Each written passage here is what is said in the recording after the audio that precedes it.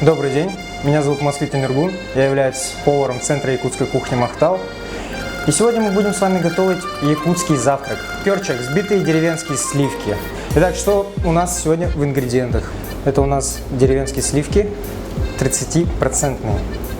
Также ягоды местные с Якутии, свежемороженая голубика и орудие готовки итык, куда без него. Добавляем наши деревенские сливки и приступаем такими вот повторными движениями их взбивать.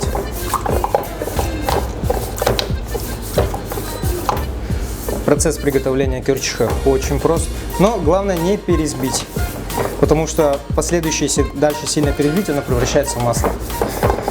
Наши сливки потихоньку взбиваются. Итак, мы с вами достигли нам нужной консистенции. Итак, мы подошли к тому моменту, знакомому каждому для вас. Скажем даже так, это традиция приготовления кёрчака. Когда взрослые приготовили кёрчак, самому младшему или детям передается итык для того, чтобы они его облизали. Чтобы придать кёрчаку особенный вкус, мы добавим сюда наши местные якутские ягоды, свежемороженую голубику. В Махтале вы можете попробовать у нас кёрчак с голубикой, с брусникой, земляникой. Ну вот, собственно, наш кёрчак готов. Но вы мне скажете, чего-то не хватает, да? Действительно, чего-то не хватает, и это оладьев. Сейчас мы отправимся с вами их готовить. Берем сковородку, наливаем туда немного растительного масла для обжарки оладьев.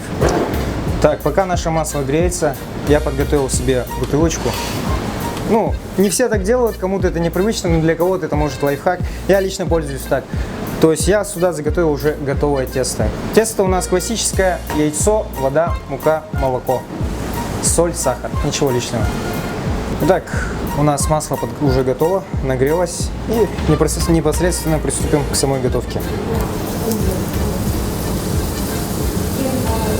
Вот так вот делаем.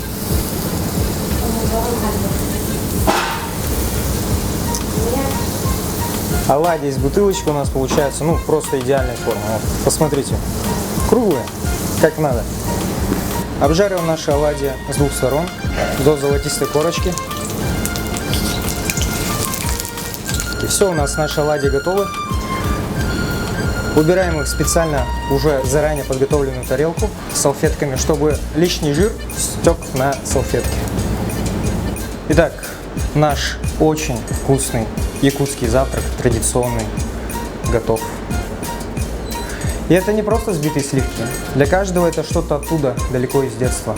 Что-то очень теплое, приготовленное бабушкой. Когда ты просыпаешься в 9 утра, и тебя ждет вот такой вот завтрак. Приходите в Центр якутской кухни Махтал.